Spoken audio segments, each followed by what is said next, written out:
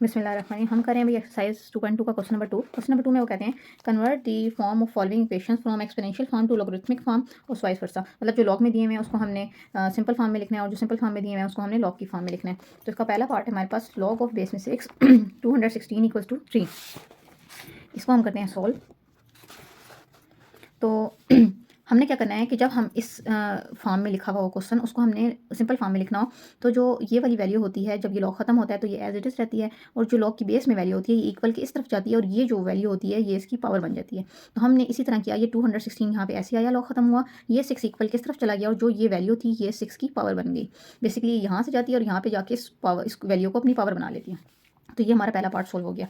Second part हमारे पास बिल्कुल ऐसे ही है। हमने क्या किया है, ये इसका उलट समझ लें, है बिल्कुल वही सेम मेथड। अब ये हमारे पास वैल्यू दी हुई है और जैसे ये फॉर्म लिखी हुई है ना, इसको हम ऐसे कन्वर्ट करना है सेम इसी तरह। ये क्वेश्चन लिखा हुआ है, हमने इसको लॉग की फॉर्म में लेके जाना है। तो हम क्या करेंगे, ये वैल्यू जो भी लिखी हुई है इसके साथ हम लगाएंगे लॉग। मैंने इसकी यहाँ तरतीब चेंज की, देखें ये इस तरफ लिखो या उस तरफ, उससे फ़र्क नहीं पड़ता।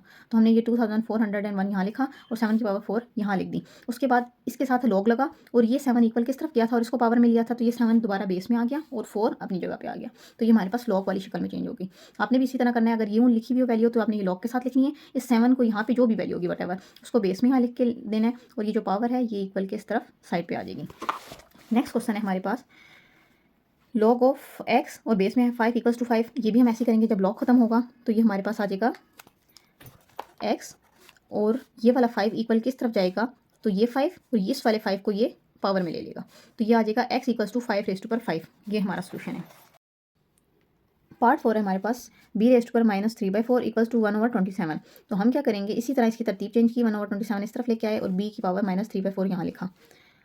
ये -1/3 इक्वल किस तरफ था, यहाँ पे हम लगाएंगे लॉग और ये जो है ये बी की पावर है -3/4, तो बी क्या होगा, लॉग की बेस में आ जाएगा और 3/4 यहाँ पे साथ आ जाएगा। तो ये हमारा सोल्यूशन है क्वेश्चन पार्ट 4 का।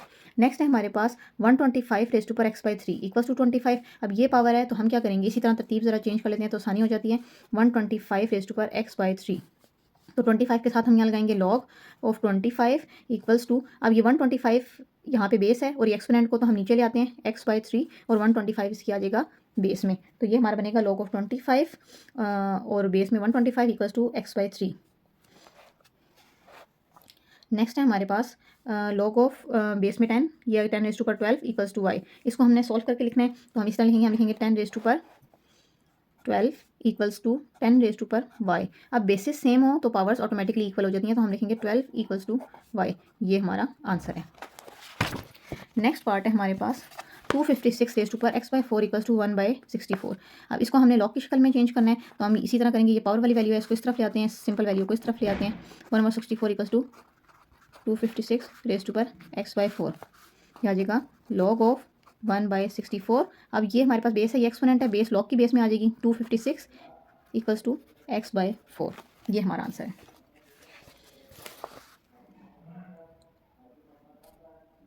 अच्छा, नेक्स्ट हमारे पास है लॉग ऑफ बेस में 3 x/3 + 1 equals to 2।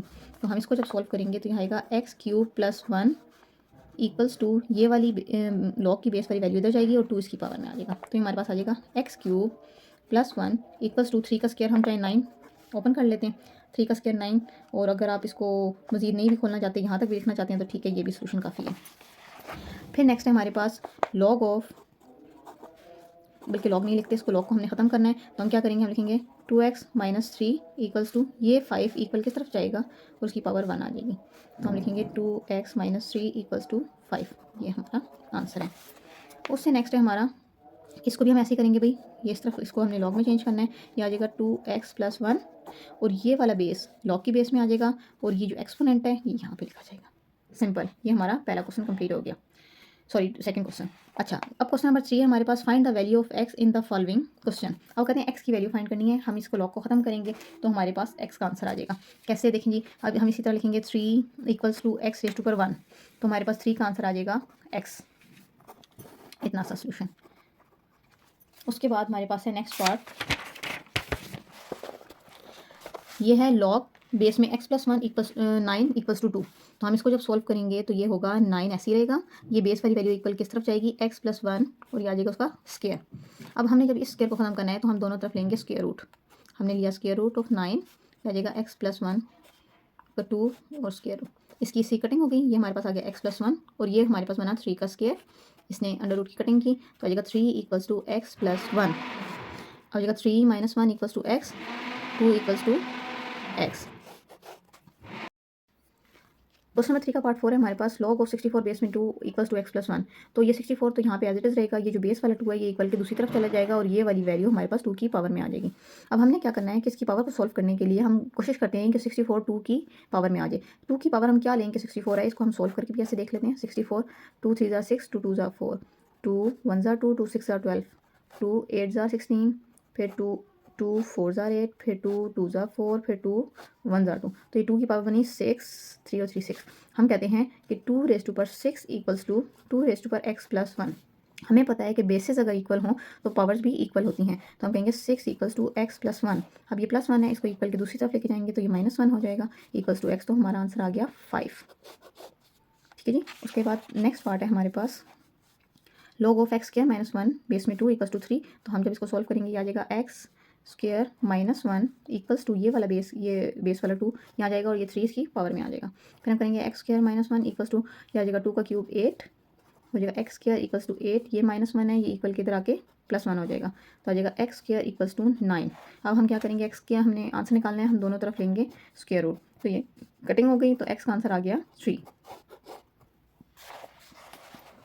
Next part है हमारे पास 81, ऐसे ही आएगा भाई, ये बेस वाला 3 इक्वल के दूसरी तरफ जाएगा और x को पावर में लेगा। अब हम इसी तरह करते हैं कि अब पावर में x है तो हम इसको जो है वो 3 की पावर में चेंज कर लें। 3 की पावर हमारे पास क्या लें तो 81 आती है। अब इसको हम सॉल्व करके देख लेते हैं। 3 2 ज़ा 6, 3 7 ज़ा 21, 3 3 ज़ा 9 ज़ा 27, 3 3 ज़ा 9, 3 1 ज़ा 3, 3 की पावर 4 इक्वल्स टू 3 की पावर x। तो बेसिस सेम, पावर्स इक्वल, हम कहेंगे 4 इक्वल्स टू x। ये हमारा सोल्यूशन है। नेक्स्ट है हमारे पास log ऑफ x बेस में 2 इक्वल्स टू 4, ये आ जाएगा x equals to 2 raise to पर 4। ये बेस वाला 2 इक्वल इधर जाएगा और 4 को पावर में ले जाएगा, तो हम 2 की पावर 4 सॉल्व करेंगे तो हमारे पास होता है 2 × 2 × 2 × 2, 2 2 ज़ा 4, 4 2 ज़ा 8, 8 2 ज़ा 16। तो हमारा आंसर आ गया 16। क्वेश्चन नंबर 4 है हमारे पास, find the unknown appear in the following parts. अच्छा, इसमें हमने सॉल्व करना है, x की वैल्यूज़ निकालनी है, बेसिकली जो भी वेरिएबल हमें गिवन है उसकी हमने वैल्यू निकालनी है। तो इसको हम जब सॉल्व करेंगे तो ये बेस का 5 इक्वल किस तरफ जाएगा, इसको पावर में ले लेगा, तो हमारे पास x इसी तरह रहेगा, तो ये आ जाएगा 5 रेज़ टू पर 5। और 5 रेज़ टू पर 5 को अगर आप सॉल्व करेंगे तो इसका मतलब है कि 5 को 5 टाइम्स मल्टीप्लाई करना है, उससे मल्टीप्लाई करने से हमारे पास आंसर बनता है 3125। नेक्स्ट पार्ट है b रेज़ टू पर -3/4 इक्वल्स टू 1/27। इसको हम सॉल्व करेंगे, सबसे पहले तो हम इसको 3 की पावर बनाते हैं, b equals to -3/4 equals to 1/3 की पावर, ये बनता है 3 3 ज़ा 9, 9 3 ज़ा 27, 3 की पावर 3 हमारे पास 27 बनता है। अब इसको हम क्या करेंगे, डिनोमिनेटर से न्यूमरेटर में ले जाएंगे, और हमें पता है अगर हम किसी भी वैल्यू को डिनोमिनेटर से न्यूमरेटर में लेके जाएं तो उसकी पावर का साइन चेंज हो जाता है। तो हमारे ये बन जाएगा -3/4 इक्वल्स टू 3 की पावर -3। अब हम करते हैं कि बेस पावर्स को इक्वल कर लेते हैं ताकि बेस हमारे पास ऑटोमेटिकली इक्वल हो जाए। तो हम करते हैं b की पावर 1/4 और -3 को हम बाहर रहने देते हैं, इक्वल्स टू 3 की पावर -3। अब इसकी भी पावर -3 है, इसकी भी पावर -3 है, तो हमारे पास बेस ऑटोमेटिकली इक्वल हो जाएंगी। b की पावर 1/4 इक्वल्स टू 3 हो जाएगा।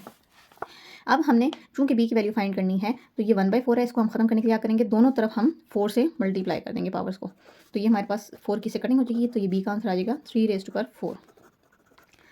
नेक्स्ट है हमारे पास x रेज़ टू पर x/3 इक्वल्स टू 25। अब हमने क्या करना है कि हमारे पास बेसिस सेम है तो पावर्स इक्वल होती हैं, तो हम कहेंगे x/3 इक्वल्स टू 1।